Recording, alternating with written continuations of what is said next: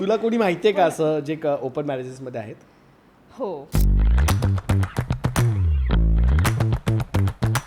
बायकांना लय माल आलाय पैसे. प्रेम आहे बरोबर, पण लग्न ही वेगळी कमिटमेंट झाली. लव्ह मॅरेज केल्यावर जाणवतं भाई अरेंज करला होतं. नाही मी चुकून झालं, मी काहीच केलं नव्हतं. नेव्हर से नेव्हर. ओपन मॅरेजेस, पॉलिगॅमस मॅरेजेस, तुमचा लग्नाबद्दल काय विचार आहे? बीप बीप बीप बीप होईल. 3 लोक किंवा 3 पेक्षा जास्त लोक एकत्र प्रेमात असू शकतात, ते एकत्र राहतात, नांदा सौख्य बरे करतात. अगेन नेव्हर से नेव्हर. बाय नेव्हर से नेव्हर बोलून ही कुकिंग नाही केलं त्याने कधी, वेगळ्या गोष्टी कुक केल्यात त्याने नेहमी. Imagine that conversation. अरे I thought we are in open. पण गेली danger. Time for the main game of this, जे मी तुम्हाला आधीपासून घाबरवून ठेवलेलं. या डिबेटचं नाव आहे नॉन सेन्स डिबेट. तू फॉर बोलणार आहेस, फॉर तू अगेन्स्ट बोलणार आहेस. And time start now. 3, 2, 1. Priyadarshini आणि अभिजित आज आपल्यासोबत आहेत. वेलकम, स्वागत आहे तुमचं. हा आपला पॉडकास्ट नाही आहे, आपण गप्पा चिल्लर्स टाकणार आहोत. बेसिकली आज आम्ही काय करणार आहे, आज आम्ही लग्नाआधी, लग्नानंतर किंवा लग्नाचे प्रकार, ओव्हरऑल लग्न केल्यावरती एक माणसासोबत म्हणजे दोन्ही व्यक्तीसोबत काय होतं, काय काय शॉट लागतात, हे तर आपण यांच्या फिल्ममध्ये काय ते सगळं बोलणारच आहोत. पण त्याआधी मी त्यांना काही एक मस्त घेऊन जाणार एका ट्रिपवरती, जे त्यांना पण नाही माहिती काय होणार आहे त्यांच्यासोबत. आता त्यांना लग्नाचा नाही एक वेगळाच डोक्याला शॉट लागू शकतो. बट मला एवढं माहिती आहे की गॅरंटीड तुम्हाला मजा येणार आहे. सो शेवटपर्यंत बघा. Let's straight up dive into this, की अजिबात ऑकवर्ड होऊ नका. हां, बिंदास आणि उत्तर द्या तुम्ही. तुमचा पर्स्पेक्टिव्ह मला हवा आहे, ठीक आहे? काय विचार. आधी जसं बोललंयस म्हणजे काहीतरी उगाच घाबरतोय मी. मला एक म्हणजे बेसिक प्रश्न असे की दोघांचंही लग्न झालेलं नाही, माझं झालेलं आहे म्हणून, पण तुमचा लग्नाबद्दल काय विचार आहे? असं काही ठरलं नाहीये माझं. करायचं नाही असं पण नाहीये, किंवा आता करायचं असं पण नाहीये. Okay, let's see how it goes. मग Okay. ठरवता येईल. ठरवतंय. तुझं काय आहे लग्नाचं? माझा तू जास्त का हसतोय. काय सांग कातलं माहिती आहे कसं असतं, मुलींचा जेव्हा लग्नाचा विषय येतो असं यूट्यूबवरती, आणि तुझं यूट्यूबवरती एक ऑप्शन आहे इन्साइट्स बघायचा, की कुठे ऑडियन्स पीक झाली, इथे ऑडियन्स पीक होणार आहे. आता लग्नाचं बोलते का प्रियदर्शनी? 1 मिनिट. तर ऑडियन्स आता पीक व्हायला चालू होते माझी. Please start. सो इतक्यात तरी होईल असं वाटत नाही. आधी प्रेमात पडावं लागेल, त्यासाठी मग कम्पॅटिबिलिटी चेक करायला लागेल, आणि मग लग्नाचा निर्णय आणि त्या कमिटमेंटपर्यंत पोहोचावं लागेल, आणि मग लग्न होईल. असे खूप स्टेजेस आहेत. That brings me to my next question. That was तिने उत्तर ऑलरेडी दिलेलं आहे की लव्ह मॅरेज की अरेंज मॅरेज, असं काय एक साधारण विचार. तर तुम्हाला तर तुझं ऐकून मला असं वाटतं लव्ह मॅरेजच होईल. अरेंजमध्ये काय, सी नेव्हर से नेव्हर, पण आता तरी वाटतं लव्ह मॅरेजच होईल. नेव्हर से नेव्हर बोलून 4 पोरांचे होप्स वाढलेले आहेत. तुला अरे लव करता रे का माझं? अरे होप आहे कधीतरी मी मॅट्रिमोनीवरती ठेवतो नाव लावून, चुकून आलीच तिकडे. पण अरेंज झालं तरी मॅट्रिमोनीवरनं होईल असं मला अजिबात वाटत नाही. अगेन नेव्हर से नेव्हर. बाय नेव्हर से नेव्हर बोलून ही लोक मरता मरता परत जागे होत आहेत. तुला काय करायला आवडेल, लव्ह मॅरेज की अरेंज मॅरेज? मी तेच तुम्हाला सांगणार होतो की लव्ह मॅरेज केल्यावर जाणवतं भाई अरेंज करायला होतं. ऑल्दो मी खूप खुश आहे माझ्या लाईफमध्ये, बट असं वाटणं चुकीचं नाही मित्रांनो. पण मग तुला सांगू का नील, की असं जर झालं की आता असं वय आहे की यार प्रेम सापडणार आयुष्यात वगैरे, काही वर्षांनी असंही वाटू शकतं हे नाही होते माझ्याकडनं, कोणीतरी आणून द्या, कोणीतरी नवरदेव आणून द्या. तेव्हा मग आठवतं की आई जरा बघतेस जरा का? बघतेस. बघ यार, कुणी तुम्ही आहे बघत का नाही आहात? माझं वय निघून चाललंय. आता अजून एक कॉन्सेप्ट चालू आहे. आय होप तुम्हाला ह्याच्याबद्दल माहिती असेल किंवा नसेल तर मी एक्सप्लेन करण्यास. ओपन मॅरेजेस माहिती आहे तुम्हाला? याबद्दल ऐकलंस तू? मी ऐकले तेच. ओपन मॅरेज म्हणजे काय? Basically of course you are married to a person, but you both the people in the marriage can have kind of physical relationship with anyone. म्हणजे अफेअर्स लाईक ओपनली म्हणजे समाजाला ओपनली नसतं ते. मोस्टली बायकोला किंवा नवऱ्याचं बायकोला, बायकोचा नवऱ्याचा ओपन, हा भाऊ मी इथे जातो आज रात्री वॉटेवर. सो ह्याच्याबद्दल तुम्हाला काय वाटतं की are you guys okay with it? No, not at all. I am not okay. म्हणजे समाजात असे लग्न असतात त्याच्याबद्दल माझं काहीच म्हणणं नाहीये, पण मला हे झेपणार नाही ऑनेस्टली. म्हणजे कोणाला कसं झेपू शकतं म्हणजे नाही एक्झिस्ट करतं म्हणजे लोकांना झेपतं पण ते लग्न मग का असू शकतं एक्झॅक्टली. एक्झिस्ट करतंय. आणि लोकांना मजाही येते त्याच्यात फॉर शुअर. असं म्हणतात ना की माणूस हा पॉलिगॅमस आहे मुळात, की ही ऑलरेडी 5च्या पोस्टला पोचलेली आहे. 5च्या पेक्षा तोच होता. हिने काढलेला हातात पुढेही पोरगी लग्नाच्या बाबतीत आणि हिला लग्नाचा विचार नाही केला. येस पॉलिगॅमसचं काहीतरी बोलते. बेकार पोरगी आहे रे, डेंजर. पुढे गेली पण माझ्या प्राण पडची फेकून देऊ. नोट पण त्यासाठी लग्न करायची काय गरज आहे? तुम्ही एखाद्याला कमिटमेंट देऊन का करताय? हे करायचं तुम्ही असं पण करू शकता ना. पण ज्या व्यक्तीवर प्रेम आहे, व्हॉट इफ ती व्यक्ती कधी ना कधी आयुष्यात बोर होणारच आहे, तर मग 10 वर्षांनंतर लेट्स से की लग्न झाल्यावर 10 वर्ष झाली तर एकमेकांना बांधून का ठेवा? एकमेकांवर प्रेम आहे, संसार एकमेकांसोबत करायचा आहे, पण सेक्शुअल पार्टनर्स बद्दलचं फ्रीडम का नाही असू शकत आपल्याला? म्हणजे हे जर त्या दोघांना मान्य आहे तर हु एम आय टू जज देम असं मला वाटतं. करेक्ट. पण मला हे कितपत झेपेल याचं मला म्हणजे असं वाटतं की नाही मला याच्यात घेऊ नका. मराठी जे महाराष्ट्रीयन्स आहेत, मला ही आयडिया त्या कोणालाच ह्याच्यापैकी मला असं वाटतं की बोलते हा हे जरा मी विचारत नाही करू शकत. कुत्र्यावर का मार खाते बायकोकडून. पण मला असं वाटतं की बरेच मराठी कपल्स असे असावे. ये हो, या मुलीकडे सॉस पण आहे आम्हाला. स्पिल कर प्लीज प्लीज. मला थोडा कॉन्टेंट दे ग व्हायरल. स्पिल करण्यासारखं काही नाहीये. तुला कोणी माहितीये का असं जे ओपन मॅरेजेस मध्ये आहेत? हो पण लेट्स गो. पण त्याच्यानंतर मी विचारणार, तिथे सांगणार पण विचारणार तिला, ती मला सांगणार. सॅडली तर एडिट होणार असं तुम्हाला नाही करणार. ओ या. बट तेच ओपन मॅरेजेस मध्ये इट इज लाईक की असं ऍप पण आहे. हो हे मला माहितीये. ते जॉईन करू शकतो आपण. जस्ट टू म्हणजे हे मला एका वाया फ्रेंड कडनं कळलं की असं ऍप आहे हिंज बिंज सारखं जे ते लग्नानंतर वाला, की जिथे तुम्ही आहात याचाच अर्थ तुमचं लग्न झालंय आणि you are looking for a open relationship म्हणजे आउटसाइड ऑफ मॅरेज असं. तर असे ऍप्स पण आहेत apparently. Too much of detailing. And that's the noise of a salad that comes of an actor on a set. मी अशी ती salad खाणारी अभिनेत्री वाटत असते ना आता. सो लाड हिचे करतात एवढे लोक. सॉरी बापरे, सलाड वरनं हा विनोद केला. पण चांगला होता. गुड. कमाल होता तुम्हाला. पण ओपन मॅरेजचा मला असं वाटतं की रूट काय असू शकतो, की हे ओपन मॅरेजेस आता आपल्या समाजात एक्झिस्ट करतात, लोक आहेत पण ओपन मॅरेजेसमध्ये ओपनली त्याबद्दल ते मे बी सांगतही नसतील पण आहेत. आता पुढे जाऊन ते कॉमन होईल का? होईल. जर एखादी गोष्ट एक्झिस्ट करते तर ती कॉमन होणारच एका पॉईंटला. मला वाटतं होईल. आणि ती आता तर म्हणाल ना ऑलरेडी आहेत आपल्या ओळखीचे आजूबाजूला पण आहेत ना लोक. कॉमन होईल का माहित नाही. म्हणजे आता आपल्या आधीच्या पिढीमध्ये डिवोर्स कॉमन नव्हते, आता ते बऱ्यापैकी कॉमन झाले. तसं बघायला गेलं तर हेही कॉमन होऊ शकतं. मे बी हे असेल पण जास्त जसं तू म्हणालस असं की मे बी माहित नसेल. हा अजून बाहेर आलं नसेल. तेवढे लिबरल झाले नसतील. जसं LGBTQ कम्युनिटीची बरीच माणसं होती. एक मिनिट थांब. तुला हिला दिलेलं का रे? हिला पाठवलेलं डिबेट करायचं. काय लिहिले बघ इकडे, काय लिहिले बघ इकडे बघ. तुला कसा पुढचा मला नाही करायचंय. बंद करा तुमची फिल्म. 6 फेब्रुवारीला बघा. मला नाही करायचंय. हिला तूच घे, मी नाही करत, मी गेस्ट. आधी सगळं बाई हिला आधीच कसं कळतंय प्रत्येक गोष्ट यार. ते काय म्हणतात पुढचा काय होता प्रश्न? तर मी तेच मला बोलू दे यार, हेच बोलते माझे प्रश्न पण हेच गेले. मला हेच म्हणायचं होतं. मला मुद्दा हा होता की ही नाही बोलली तर हिला बोललो अच्छा असं नाही बोलायचं तुला. तर LGBTQ कम्युनिटी आधी असं लोक नव्हते पण आता सर्रासपणे आपण ॲक्सेप्ट केलेलं आहे. त्यांना आधी नाही ॲक्सेप्ट केलेलं पण आता बऱ्यापैकी आपल्या आजूबाजूला तसे लोक दिसतात.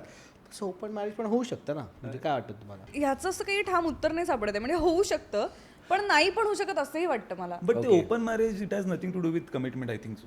कारण जर तू म्हणतेस तू जसं ही म्हणाली की प्रेम आहे पण फॉर फिजिकल नीड्स तुम्ही हे करताय तर कमिटमेंट ना. म्हणजे कमिटमेंट असती तर त्यांची ना बायकोसोबत तर असेल ना कमिटमेंट. जर म्हणजे आपल्या पार्टनर सोबत तर कमिटमेंट असेल उलट ना. स्ट्रॉंगर कमिटमेंट आहे असं मला वाटतं.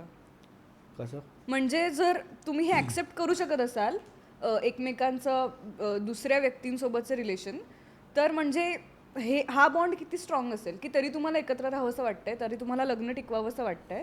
फक्त ही टेम्पररी फेज आहे जी एकमेकांची आपण ऍक्सेप्ट करतोय. तर मला वाटतं ही खूप नेक्स्ट लेवल कमिटमेंट आहे. प्रेम आहे बरोबर, पण लग्न ही वेगळी कमिटमेंट झाली. म्हणजे जर तुम्हाला माहिती आहे की तुम्ही जर इकडे करणार आहात असं, तर मग तुम्ही लग्नच करू नका असं मला वाटतं. की लग्नासारखी मोठी कमिटमेंटमध्ये काय होतं की there are so many people involved ना, सो मेनी थिंग्स इन्व्हॉल्ड. आणि जसं ती म्हणाली की दोघांकडूनही ओके असेल देन इट्स फाईन, मग तर काय प्रॉब्लेमच नाही. एकाकडनं झालं तर मग ते चिटिंग होईल. हां एक्झॅक्टली. माझ्या मते माझं बट म्हणजे ओपन मॅरेजचा कॉन्सेप्ट नाही ना. ओपन मॅरेज इज वॉट की दोघी अग्री असतील तर दोघांचं पाहिजे बाबा. एकाचं ओपन मॅरेज, एकाचं जास्तीत जास्त रहस्य ओपन होऊ शकतं. मॅरेज अख्खा मॅरेज ओपन होऊ शकतो, पण ते वन साइडेड ओपन मॅरेज अशी कॉन्सेप्ट येऊच नाही असं मला वाटतं. Imagine that conversation. अरे I thought we are in open.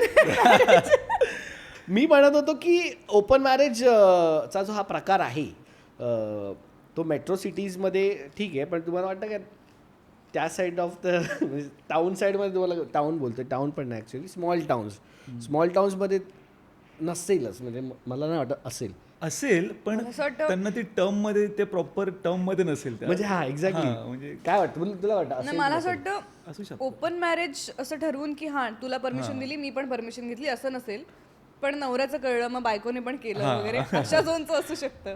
Open marriage आहे पण त्यांनाच नाही माहिती. एकमेकांना माहित नाही आपण ओपन मॅरेज. आणि नंतर कळलं तरी अच्छा कळलंय का, कळलंय का, पण ठीक आहे, पण तुझं पण आहे ना, तुझं पण आहे ना, तू पण केलं ना, मी पण केलं. करेक्ट. तरी पण मला वाटतं शहरापेक्षा जास्त प्रोग्रेसिव्ह माणसं गावात आहेत. करेक्ट. फक्त त्यांना माहित नाही की ते प्रोग्रेसिव्ह आहेत. ते एक जनरल विचार करतायत. त्यांना कल्पना नाही की हे सगळे टर्मिनॉलॉजी काय आहे याची आणि याला काय म्हणतात वगैरे. पण त्यांना ते जास्त मान्य आहे किंवा पटतंय. माझे असे काही मित्रमैत्रीण आहेत ज्यांनी लिव्हिंगचा विषय काढला. आता तोही असेलच पुढे याच्यात, थँकफुली नाहीये. या सगळ्या विषयामध्ये लिव्हिंग मला हलक्यात घेतो. लिव्हिंग तर मला वाटतं भाई कराच, लग्नाआधी प्लीज करा. जसं इट इज व्हेरी इम्पॉर्टंट. मला असं वाटतं ही लोकांनी इंट्रोड्यूस केली पाहिजे. जसं लग्न इंट्रोड्यूस झालं तशी हा एक पॅटर्न की तुम्ही ते जे 5 मिनिटं जे बोलायला देतात ना आई बाबा भेटल्यावर, जरा जा बेडरूम मध्ये बोलून या. 6 महिने कारण की आता निघाला ते विषय तर की because life after marriage with the same person only is a 360 degree turn. पूर्ण सगळं बदलतं, कारण की तुम्ही 24 तास एकत्र राहता. आणि ह्याच्या आधी तुमची कितीही वर्षाची गर्लफ्रेंड असेल, तुम्ही असं 24 तास 2 आठवडे एवढं पण आपण एकत्र राहत नाही unless you are in the living relationship. आणि त्याच्यानंतर ॲक्च्युली माणूस आपल्याला समजायला सुरू होतो. कितीही भारी तुला वाटत असेल तुझं अंडरस्टँडिंग आहे तुझ्या गर्लफ्रेंड या बॉयफ्रेंड सोबत, it is not going to be same. आणि तू जसं मग अशी म्हणलास, लग्न आहे फक्त 2 लोकांवाला सीन नाही ना, त्यात फॅमिलीवाला सीन पण आहे. मला तेच विचारत होतं की लिव्ह इन मध्ये राहून पण सपोज 6 महिने लिव्ह इन मध्ये राहिला एखादं कपल आणि लग्नानंतर पण त्यांचं 360 चेंज होतं सगळं. होणारच आहे because of the family. Okay, पण तेवढं नाही होणार. म्हणजे काय होतं, लिव्ह इनमुळे काय एक फायदा होऊ शकतो की त्यांच्यामधलं जे पर्सनल लेवलचे ॲडजस्टमेंट असतात ना ते सॉर्ट होऊ शकतात. 6 महिने राहिले म्हणजे ओके, तुम्ही तुमच्यामध्ये बाप बॉन्ड असेल ना, तुम्ही खूप भारी मित्र असाल ना, तर फॅमिलीला आपण जरा साईडलाईन करू शकतो. म्हणजे मम्मीला पप्पांना काकांना सांगतो की जरा थांबा आमचं ठरलंय. पण ते काय होतं, लग्नानंतर सगळंच एकदम असं म्हणजे मुलीला तर भरून येतच, बिकॉज तिथं घर वर सोडून आले. तिला तर असं की भाई कुठे आता हिचं सगळ्यांचं सगळं ऍडजस्ट करायचा मला विषय होतो. आणि मुलाचं असं होतं की अरे हे इकडनं एका साईडनी बॉम्बार्डिंग चालू असतं, कारण तिला सांग तिला सांग असं नाही चालत, तिला सांग जरा डोपराच्या खाली पॅन्ट घाल, तिला सांग अरे तिला बोल लवकर उठ, अरे तिला बोल कांदे पोहेच पाहिजेत, तिला बोल चपात्या जरा झालंय काय सगळं. लग्नाचं शॉर्ट होतं. हा, ह्यालाच तर म्हणतात लग्नाचा शॉर्ट. हेच तर फिल्म आहे आपली. तर ह्याच्यावरतीच तर म्हणजे ह्याच विषयावर त्यांनी ओव्हरऑल असं, ह्याच नाही अजून बरेच असतील विषय, पण त्याच्यावर आपण बोलू यांच्याशी. बट असं सगळं होतं, त्याच्यामुळे लिव्ह इन मला असं वाटतं की खूप इम्पॉर्टंट आहे. पहिले तर कपल्समध्ये. आणि ह्याच्यात काय होतं, जे 6 महिने लग्नानंतर त्यांना हवे असतात to adjust with each other, की तुझा टॉवेल आणि माझा टॉवेल वेगळा, मला मोजे असे मला मोजे उलटे करूनच मग वॉशिंग मशीनमध्ये लागतात, किंवा अजून छोट्या छोट्या गोष्टी असतात. झोपताना लावायची आयक्रीम मध्ये तू पण लावायचीच वाला झोपतानाचं टेम्परेचर रूम तर भाई मी सोडलाय, मी एसी वाला माणूस मी सोडलाय. सो अशा अनेक फॅक्टर ऍडजस्ट जे 6 महिन्यात व्हायला पाहिजेत. तेव्हा घरचे गोंधळ घालून मोकळे झालेले असतात. तर हे लोक मग ती ऍडजस्टमेंट होते on the basis of other people which I think should be purely with your partner. Okay, जे ऑलरेडी प्रियदर्शनी काढलेला टॉपिक त्या टॉपिकवर आपण येऊया. पॉलिगॅमस मॅरेजेस. बरं, हिला एवढंच माहिती आहे पॉलिगॅमस. मी तुला त्याच्यामध्ये 2 प्रकार आहेत. आता मला तुम्हाला ते प्रकार समजतो, मग आपण याच्यावर बोलू शकतो. पॉलिगॅमस मॅरेजमध्ये 2 प्रकार आहेत, दॅट इज पॉलिगॅमी आणि पॉलिगॅमी. ओके. किंवा पॉलिअँड्री. सो पॉलिगॅमीमध्ये एक पुरुष सेव्हरल महिलांबरोबर लग्न करू शकतो नाही, करतो लग्न करतो. हे ओपनच्या पुढे आहेत. ओपन पण तिकडे मागे, इकडे पुढे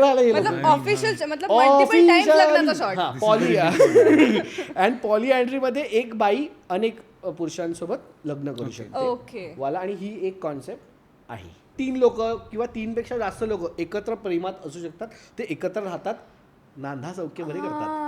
करेक्ट. हे आहे असं. ह्याच्याबद्दल तुम्हाला काय वाटतं? मी खूप प्रयत्न करत असते की या ज्या नवीन कॉन्सेप्ट आपल्याला कळतात त्या समजून घेणं. म्हणजे जे पालकांनी आपले केलं की थेट हे न करता की काय बाबा यांना नेमकं वाटतंय करावंसं आणि हे का करावंसं वाटतं हे समजून घेणं.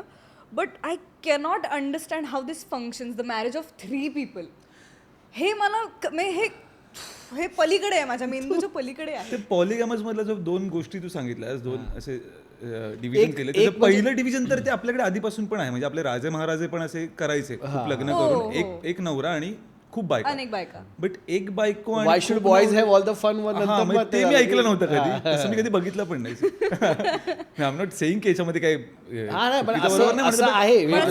ऐकून आहे, म्हणजे त्याच्या आधीपासून पण आपल्याकडे एक्झिस्ट करतात. बोलता जाणवलं की आपल्या आई बाबांनी तू म्हणलीस ना ऍक्सेप्ट केलं किंवा ऍडजस्ट केलं या गोष्टींना. त्यांच्यासाठी या सगळ्या गोष्टी एलियन होत्या की अरे काय LGBT वगैरे काय बोलतोय भाई, 1 नाईट स्टँड काय बोलतोय, लिव्हिंग काय बोलतोय. मग त्याने ऍडजस्ट केलं वगैरे आणि मग आपण आता त्याच सगळं जगतोय. पण जेव्हा आपल्यावरती वेळ येणार आहे, जेव्हा केव्हा पुढे, तेव्हा हे सगळे मुद्दे असतात असं मला का वाटतंय. आपली मुलं बोलणार की सॉरी आपला 2 लग्न करायला मित्र. म्हणजे तुला वाटतंय का, तुला नाही वाटत का? जर मला आपण ह्या गोष्टी आत्ताच्याच डिस्कस करतो आणि आपल्याला जर हेच आपली मुलं लग्नाला ना, तर आपल्यासाठी समोर हेच प्रॉब्लेम असणार आहेत असं नाही वाटत तुम्हाला? वाटतंय. Imagine your kid coming up to you आणि सेइंग की आई आजपासून आय आयडेंटिफाय ॲज इमॅजिन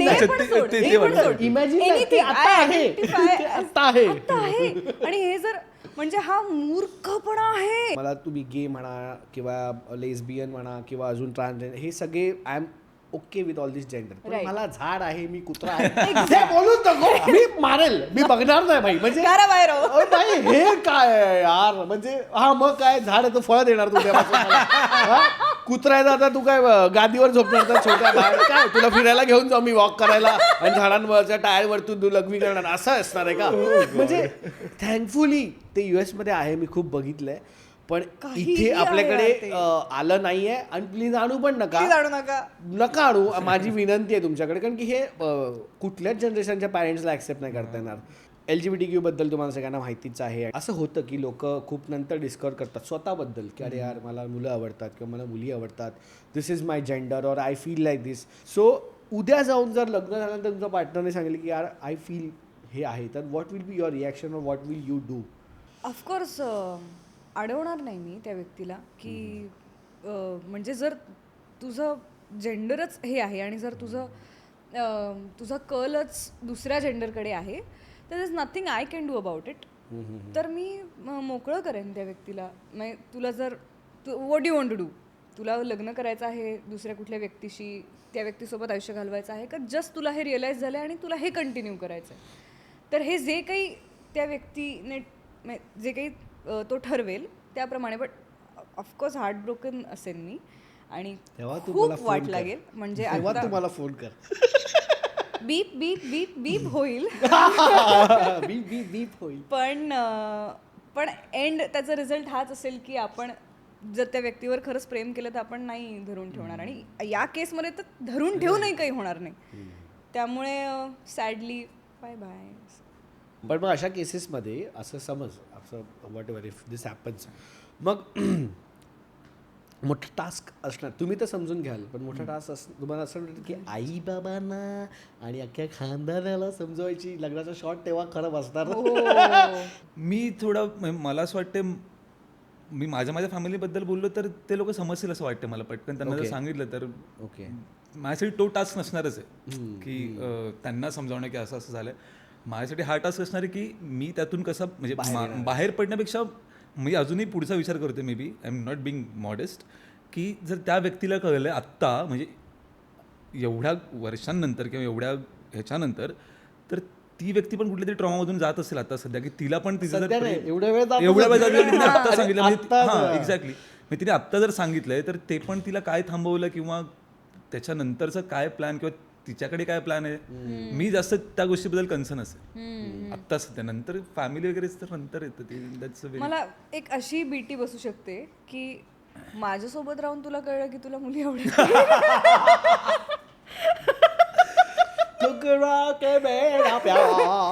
तेव्हाला झालंय. Coming to the next question, is marriage necessary in today's time? What do you think?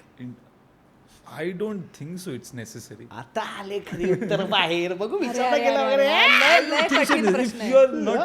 कठीण प्रश्न आहे. प्रेमात वगैरे नसेल आणि प्रेमात असेल तरी पण marriage is not necessary I think. काय त्याचं जसं तू म्हणाल लिव्ह इनमध्ये पण आपण सेम राहतोय आणि जर मॅरेज करून जर अजून काहीतरी 4 गोष्टी रिस्पॉन्सिबिलिटीज येणार आहेत आपल्यावर तर नेसेसरी नाही. पण मी करणार आहे, मी सांगतोय. पण विचारलं if it is necessary so I don't think so it is necessary. अभिजितची आई मांडली पॉडकास्ट पण मी करणार आहे.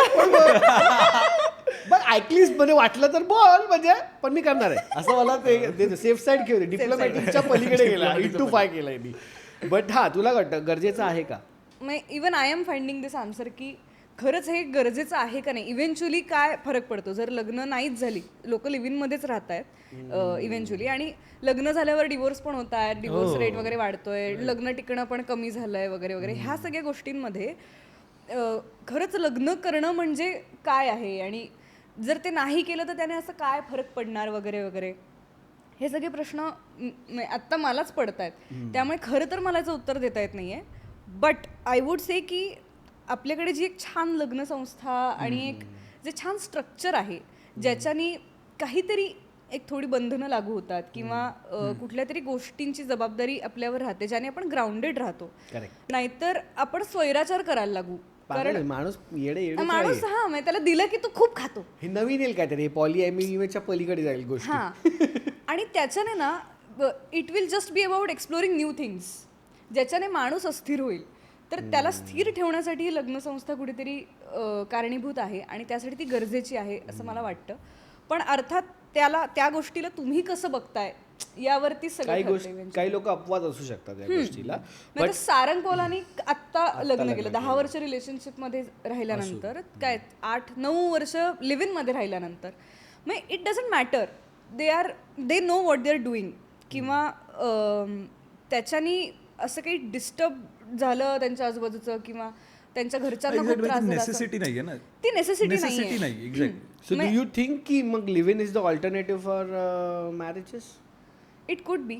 पण मला लग्न करायचं आहे, म्हणजे मला ते हवं आहे सगळं, की 2 फॅमिलीज एकत्र येत आहेत किंवा जेव्हा मूल होतंय तेव्हा त्याला अख्खे ग्रँड पॅरेंट्स आणि एक छान ती काय लग्न संस्थेमध्ये संसार करणं ही गोष्ट मला हवी आहे. मला असं ते दोघांचंच फक्त आयुष्य असं मला नाही आवडणार. त्यामुळे आय वुड वॉन्ट दॅट. पण प्रत्येकालाच ते आवडेलच असं नाही, किंवा not everybody is meant for marriage असंही म्हणतात. त्यामुळे त्याचं प्रेशर घेता कामा नये. त्याला ती सुंदर गोष्ट आहे असंच त्याकडे बघितलं पाहिजे, तर ती टिकेल, नाही तर ती खरंच टिकणार नाही. म्हणजे तुम्हाला मला असं वाटतं की खूप पॉझिटिव्ह राहायलाच लागतं. बिकॉज तुमच्या आजूबाजूला गोष्टी ज्या आपल्या मनाप्रमाणे घडत नसतात, मग आपण नॅचरली नेगेटिव्ह होतं की अरे काय उगाच केलं लग्न वगैरे, या झोनमध्ये लोक जातात. आणि आता ती सोय आणि मुभा आहे टू टेक अ डिवोर्स, म्हणून लोक ते असे पटकन डिवोर्स. आधी कुठे होतं, आधी आपल्या आईबाबांनी नसेल का झालं, त्यांच्याबरोबर प्रॉब्लेम झालेच की आम्ही काही लग्न केली नाही काय, आम्ही ऍडजस्टमेंट केली नाही, किंवा जे झालंय त्याच्यात त्यांनी नसेल का विचार केला. पण त्यांच्याकडे तेव्हा सोय नव्हती ना भाई. त्यांना माहिती डिवोर्सचं नाव जरी काढलं पहिलं आई बाबाच मारायला घेतील, नंतर बायको मारेल. बट आता ते जरा हे झालंय, म्हणजे पब्लिक घेते डायरेक्ट. अजूनही बरेच जनता अशी आहे की ज्यांच्याकडे लग्न टिकवणं म्हणजे सक्सेसफुल लाईफ असा मंत्र आहे. मग ते टॉक्सिक मॅरेजेसमध्ये पण राहतात, ते भांडत राहतात, दुःखी होऊन राहतात, डिप्रेस होऊन राहतात, पण ते एकत्र राहतात. आणि ॲट दी काय ते जेव्हा म्हातारे होतील तेव्हा ते हेच सांगतील की आम्ही टिकवलं लग्न.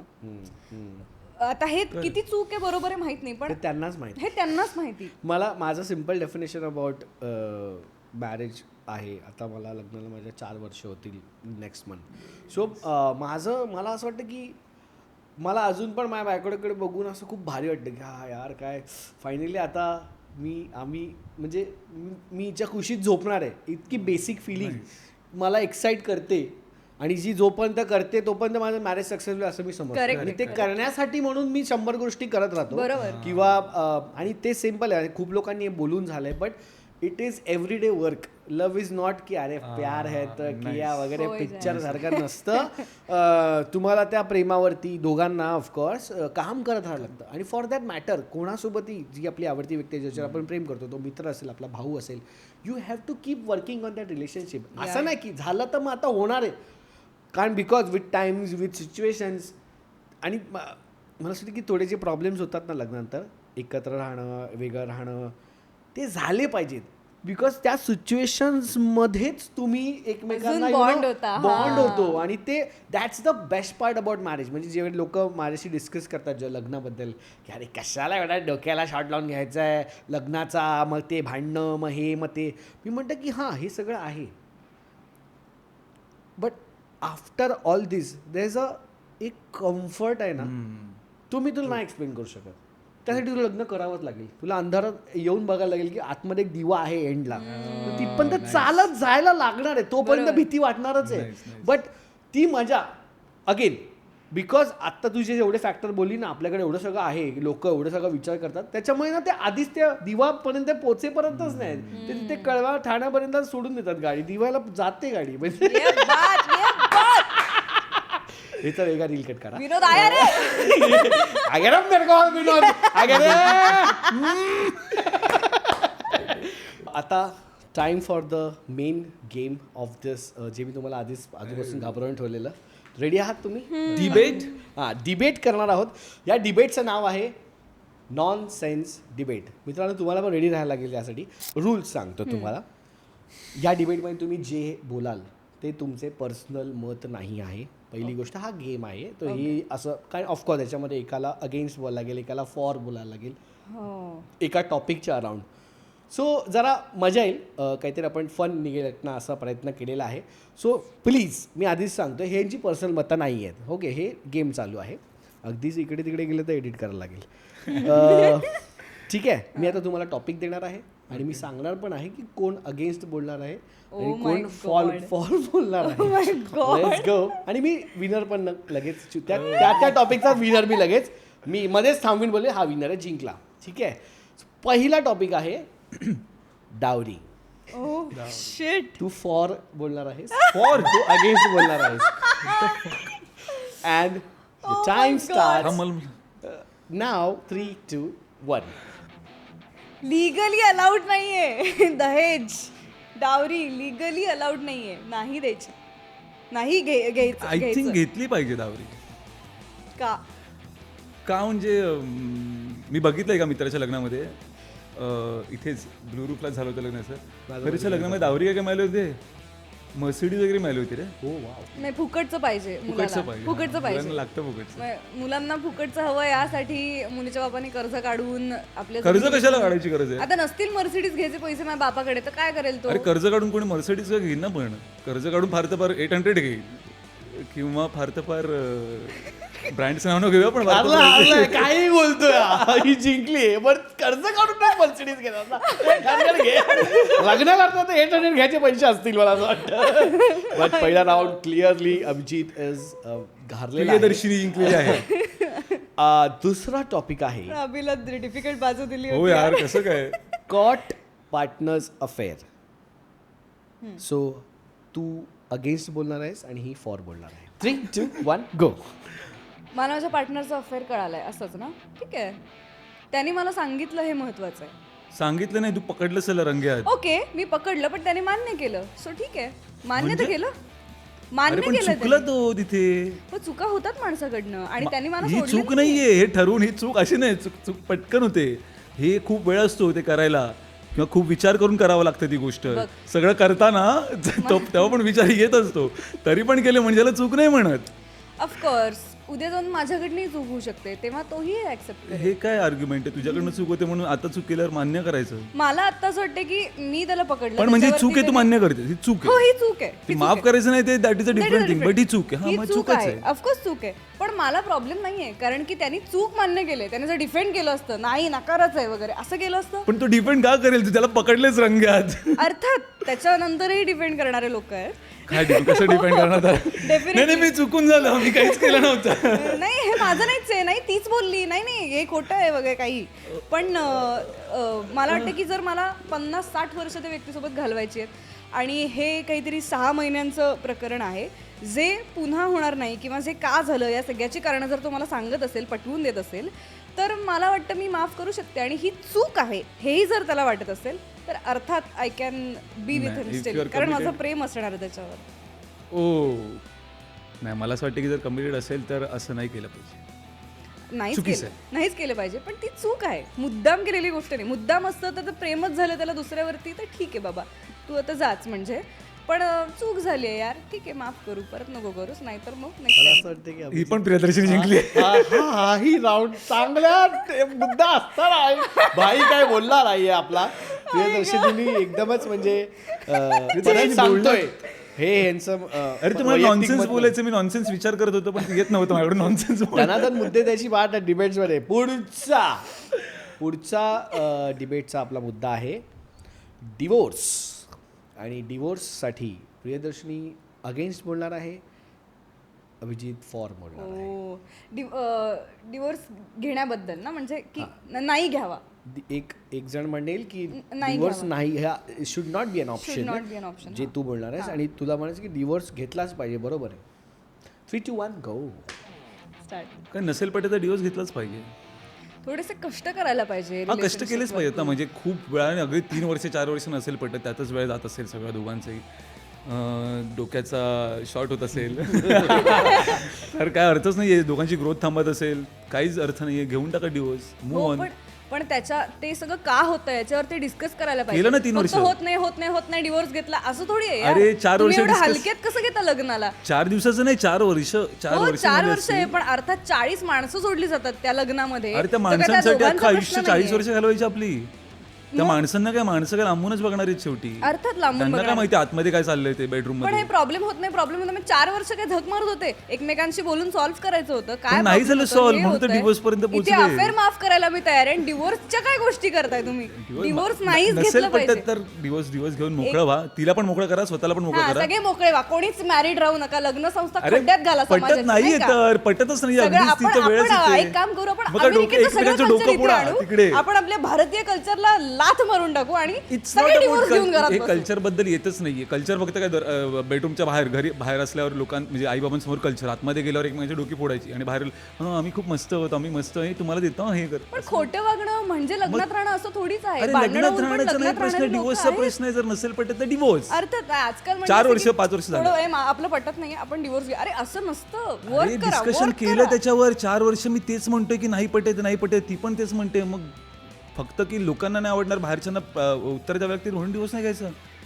बाहेरच्यांना उत्तर देण्यासाठी नाही, लग्न संस्था टिकवण्यासाठी अरे divorce. लग्न संस्थेचा प्रश्न नंतर आहे, पहिला माझा प्रश्न येतोय. जिंकलेला आहे अभिजित या राऊंडमध्ये. मला तर ही फक्त जोरात बोलते, न श्वास घेता बोलते म्हणून असं वाटतं जिंकते. मला असा डाऊट आलेला की जिंक नाही, हिच्याकडे मुद्दे नाही, ही त्यातच बोलते. हा लॉजिकल बोललेलो आहे. लग्न संस्थापेक्षा माझ्यापेक्षा मला, मी माणूस म्हणून पण महत्वाचं आहे ना. लग्न संस्था जपू की माझं मानसिक स्वास्थ्य. But Abhijit very well. Thank you. हा फक्त इन्स्पायर नको तुझ्या स्वतःपासून. पुढचा मुद्दा आहे वाईफ अर्निंग मनी. आणि त्याच्या अगेन्स्ट बोलणार आहे ऑफकोर्स प्रियदर्शनी. आणि फॉर बोलणार आहे अभिजित. 3, 2, 1 गो. बायकांना लय माल आलाय पैसे.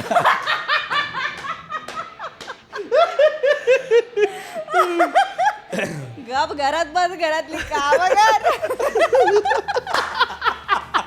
ए बाबा जिंकून नको देऊ. टोनच बदललाय पूर्ण. नाही मला असं वाटतं की लिबरल आहेत सगळेजण, त्यांना मुलींना जे वाटतं ते करावं, त्यांनी पण पैसे कमावे, सगळं करावं. पण मुलींनी पैसे कमवले तरच ते सक्सेसफुल आहेत, हे प्रेशर का आहे? नाही, इट्स नॉट अबाउट सक्सेस, मग इट्स अबाउट म्हणजे मला असं अबाउट वाटतं व्हॉट अबी? की थांबतो शब्द आठवत नाही मला. एक कॉन्फिडन्स येतो, डिपेंडेंट नसतो आपण कोणावर. ओके फाईन फाईन, डिपेंडेंट असतो. तर इंडिपेंडेंट असल्यावर एक कॉन्फिडन्स येतो. पण काही मुलींमध्ये तो जन्मतः तो कॉन्फिडन्स असतो की हा माझा नवरा मस्त कमवतोय, मला कमवायचं नाहीये, मी काय थोडंफार कमवेन, पण मला ते कमवायचं आहे आयुष्यात, असं माझं स्वप्न नाहीये. तर त्यात चुकीचं काहीच नाहीये. नाही चुकीचं काहीच नाही, पण कमव, एकानेच का सगळे करावं घरी बसून वेगळ्या वेगळ्या गोष्टी करण्यापेक्षा, हे बघ आणि त्याला टॉर्चर करण्यापेक्षा जा कमव काहीतरी, गेट सम वर्क, अर्थात get your mind busy somewhere. मग जर त्या एकाने कमवलं तर दुसऱ्याने अर्थात ऍटलीस्ट घरासाठी उडवण्याची काहीतरी तरी कामं कर, करावं पण लागणार ते तरी कमवून, ते काय, तरी काय? पैसे उडवून तरी कमव. म्हणजे क्रेडिट कार्डवर शॉपिंग केली तर खूप सारे पॉईंट्स मिळतात, ते तरी ऍटलीस्ट कमव असं ते डेफिनेटलीच कमवेल. ते मुलगी डेफिनेटली कमवेल, त्याबद्दल काळजी नसावी. पण म्हणजे मुलगी अर्निंग पाहिजे हा अट्ट का आहे? मुली म्हणजे नाही अर्निंग पाहिजे, अर्निंग पाहिजे, अर्निंग पाहिजे.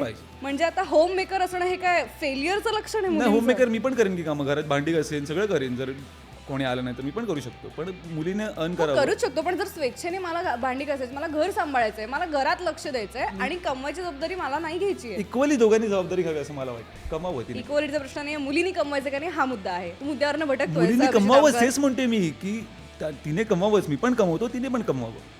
पण कंपल्शन का आहे मुलींवर कमवण्याचं? कंपल्शन नाहीये, किती कमवावं याच्याबद्दल नाहीये, किती कमवणे, कमवण्याबद्दल कंपल्शन कमवणे हा मला असं वाटतं की असायला पाहिजे कंपल्शन. कारण एक्सप्लोर होतो आपण बऱ्याच गोष्टींना, बऱ्याच लोकांना बाहेर गेल्यावर. रोजमर्याच्या जिंदगीमध्ये काय चाललंय ते कळतं, ट्रॅफिक किती असतं ते कळतं, घरी यायला का उशीर होतो ते कळतं, सॅटर्डे संडेला किती माइंड पकवून जातो ते कळतं. अच्छा, म्हणजे हाऊसवाईफ कुठे जातच नाही सॅटर्डे संडे, त्यांना माहितच नाही की बाबा किती ट्रॅफिक लागतं सॅटर्डे संडेला त्यांना किती तिकीट आहे मेट्रोचं, हे त्यांना माहितच नाही. त्यांना फक्त माहिती आहे माझ्या घरात ही 5 भांडी आहेत, माझ्या घरात हे 6 ग्लास आहेत, एक फुटला, एवढंच त्यांना माहिती. पण ते मला पण माहिती असेल की मी कुठे नाही म्हणतोय, घरातलं किचन बद्दल मी म्हणतच नाहीये काही, घरातल्या पण जबाबदाऱ्या. किचन नाही, सगळ्याच गोष्टी मी म्हणते. मी असं नाही म्हणत की मी कमवतो तिने फक्त घरातलं काम करा, नाही. माझं म्हणणं आहे की घरातली कामं सगळ्यांनीच करूया, पण तिने पण तिने कमवायचं पण घरातली पण कामं. नाही मी पण करीन ना घरातली कामं. मी रात्री 11 वाजता आल्यावर पण सगळं भांडी बिंडी घासून ठेवेन, मी स्वतः जेवण घेईन, स्वतः गरम करून तिला पण देईन, तिला भरवेन, मी सगळं करेन. पण ती जर घरातच असेल तर त्याच्यावरती प्रॉब्लेम असण्याची काय? मला आहे प्रॉब्लेम पाहिजे ना. ते 5 महिने ठीक आहे, 5व्या 6व्या महिन्यानंतर ते जरा डोकं एका ठिकाणी बसून. गाईज हा राऊंड आपण इक्वल झालंय.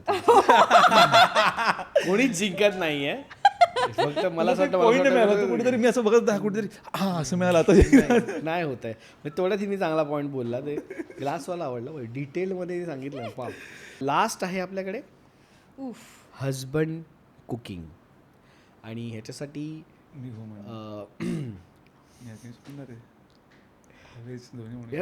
मला असं वाटतं की आपण फॉर देऊया आणि अगेन्स्ट अभिजितला. अरे मी करतो घरी, मला सेमच मुद्दे होते जे बोलतात त्याच्यावरती जाईल. 3, 2, 1 गो. लास्ट राऊंड आहे, चांगला खेळा, तुझ्याकडे चान्स आहे इक्वल अप करायचं, नाही तर हरशीलचा राऊंड. अरे पुरुषाने स्वयंपाक करणं इतकी अट्रॅक्टिव्ह गोष्ट आहे यार, केलाच नाही त्याने का करावं, म्हणजे मेल्ट होईन यार. मी माझ्या नवऱ्याने स्वयंपाक केला तर त्याला बटरची गरजच नाही पडणार, त्याला मीच मेल्ट होईन इथे. बोल पण काय, त्याला नाहीये स्वयंपाक करता, काय करणार तो? त्याला नाही माहिती सुरी कशी कट करतो, हात कट करून घेतो स्वतःचा. ठीक आहे ना, मी हात धरून शिकवेन त्याला, मी कशासाठी आहे, मी शिकवणार त्याला कसा स्वयंपाक. पण त्याने कधी स्वयंपाकच केला नाहीये. स्वयंपाक त्याला मला बोलता पण येत नाही, स्वयंपाक काय बोलतात. कुकिंग बोल. कुकिंग नाही केलं त्याने कधी, वेगळ्या गोष्टी कुक केल्यात त्याने नेहमी. त्याने असं ऍक्च्युअल कुकिंग नाही केले. काय त्याला जबरदस्ती काय? तो सांगतोय की त्याला नाही येत बाई, तू नको खाऊ, तुला काहीतरी होईल, हॉस्पिटलमध्ये घेऊन जावं लागेल. तू का? मला कळतंय की म्हणजे अट्रॅक्टिव्ह वाटणं, मी बाकीच्या गोष्टींनी देतो ना तुला अट्रॅक्शन. गोष्टी अट्रॅक्टिव्ह वाटण्याच्या. तुला सुखच पाहिजे ना, सुख तुला देतो मी. ठीक आहे 100 वेज तुला सुख देण्याचे. पण नको. पण मन जिंकण्याचा आनंद हा पोटातून जातो, हे खूप प्रचलित वाक्य आहे. तुला मी चांगलं खायला घालीन, तुला खायचं आहे ना फक्त. एक्झॅक्टली. कुकिंग नको सांगू मला, तू मला जळकं करून खाऊ घाल, पण तुझ्या हातचं खाऊ घाल यार. कारण मला तुला एरवी खाऊ करायला काही प्रॉब्लेम नाही, पण नवऱ्याने स्वयंपाक करणं म्हणजे ही फक्त फेमिनिस्टवाली गोष्ट नाहीये, ही एक काय म्हणता येईल, ही नाही ते पण त्यांनी अग्री नाही केलं. नाही अग्री नाही केलं त्यांनी, कट केलं तुला. नवऱ्याने केला पाहिजे स्वयंपाक अशी गोष्ट नाही, ती खूप सुंदर गोष्ट आहे.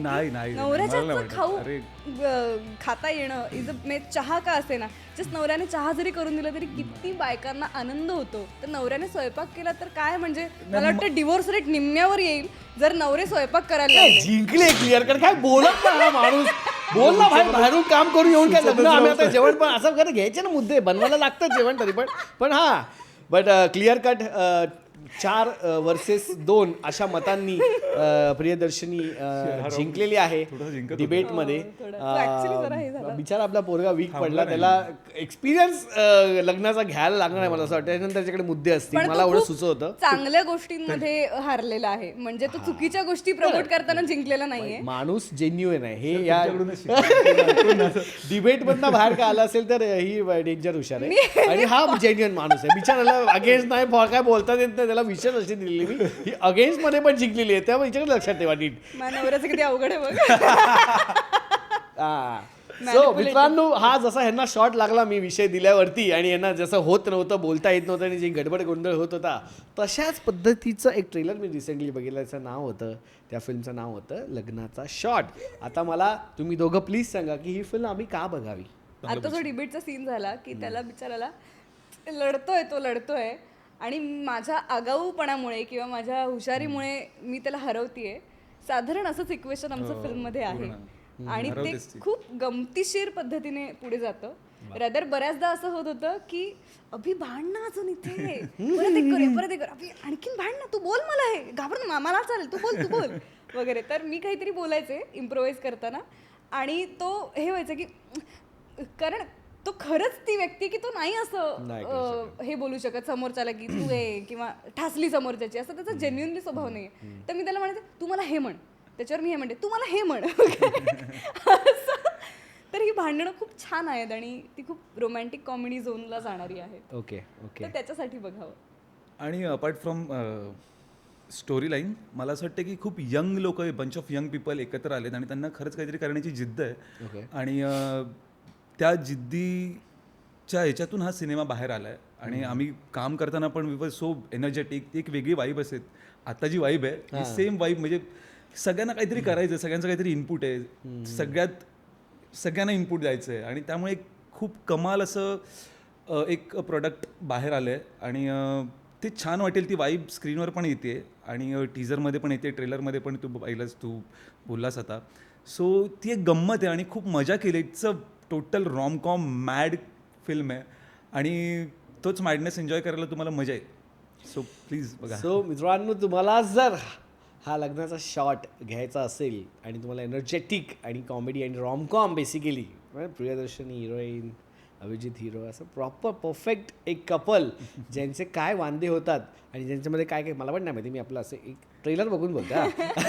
हे बघायचं असेल तर तुम्हाला थिएटर्समध्ये जायला लागेल 6 फेब्रुवारीला आणि हा लग्नाचा शॉट घ्यावा लागेल. मला तर वाटतं की बायकोसोबतच जा, है ना, किंवा गर्लफ्रेंड सोबत जा, होणाऱ्या बायकोसोबत जा, होऊन गेलेल्या गर्लफ्रेंड सोबत जा. हो, होऊन गेलेला बोलतो कारण तुम्हाला लागला शॉट सॉल्व्ह होईल हे बघून की अरे बापरे, यांच्यापेक्षा आपलं बरं. तुम्हाला कसा वाटला हा जे काही आम्ही इथे मस्ती केलेली आहे ती आम्हाला कॉमेंटमध्ये सांगायला विसरू नका. सबस्क्राईब करायला विसरू नका आणि ह्या दोघांना प्लीज इंस्टाग्रामवरती पण जाऊन फॉलो करा. आणि ऑफकोर्स 6 फेब्रुवारीला बघा लग्नाचा शॉट. भेटा पुढच्या अशा गप्पांच्या कार्यक्रमामध्ये आणि okay, bye bye. Bye bye बोलत काय, बाय बाय.